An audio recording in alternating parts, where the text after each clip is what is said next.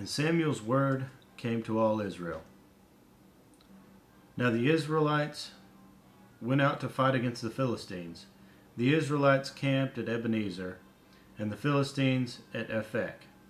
The Philistines deployed their forces to meet Israel, and as the battle spread, Israel was defeated by the Philistines, who killed about 4,000 of them on the battlefield.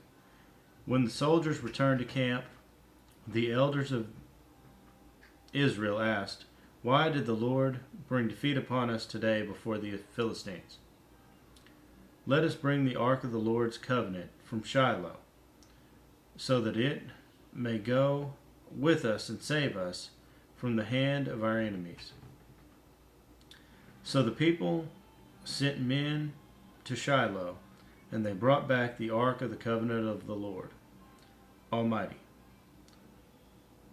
who is enthroned between the cherubim. And Eli's two sons, Hophni and Phinehas, were there with the ark of the covenant of God. When the ark of the Lord's covenant came into the camp, all Israel raised such a great shout that the ground shook. Hearing the uproar, the Philistines asked, "What's all the shouting in the Hebrew camp?" When they learned that the ark of the Lord had come into the camp, the Philistines were afraid.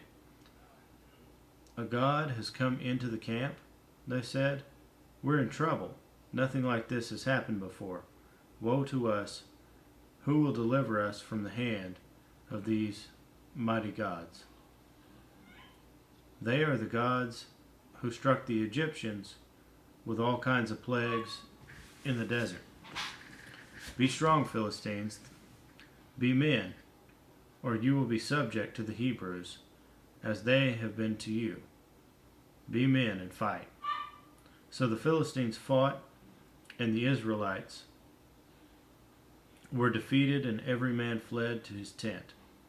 The slaughter was very great. Israel lost 30,000 foot soldiers.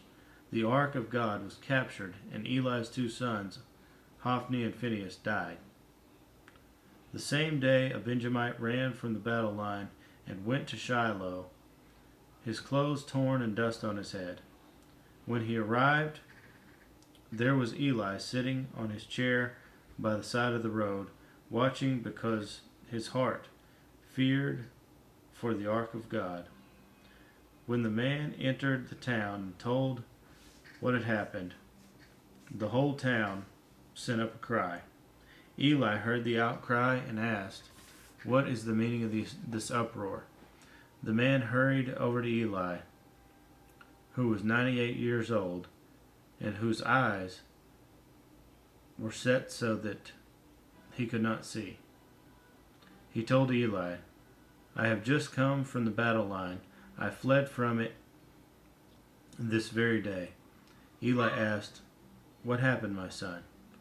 The man who brought the news replied, "Israel fled before the Philistines, and the army has suffered heavy losses. Also, your two sons, Hophni and Phinehas, are dead, and the ark of God has been captured." When he mentioned the ark of God, Eli fell backward off his chair by the side of the gate. His neck was broken and he died, for he was an old man and heavy. He had led Israel 40 years.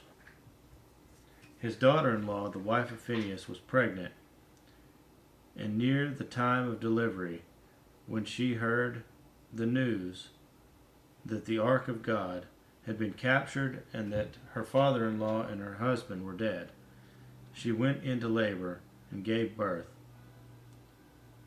but was overcome by her labor pains. As she was dying, the woman attending her said, "Don't despair. You have given birth to a son." But she did not respond or pay any attention. She named the boy Ichabod, saying, "The glory has departed from Israel," because of the capture of the ark of God and the deaths of her father-in-law and her husband. She said, "The glory has departed from Israel, for the ark of God has been captured."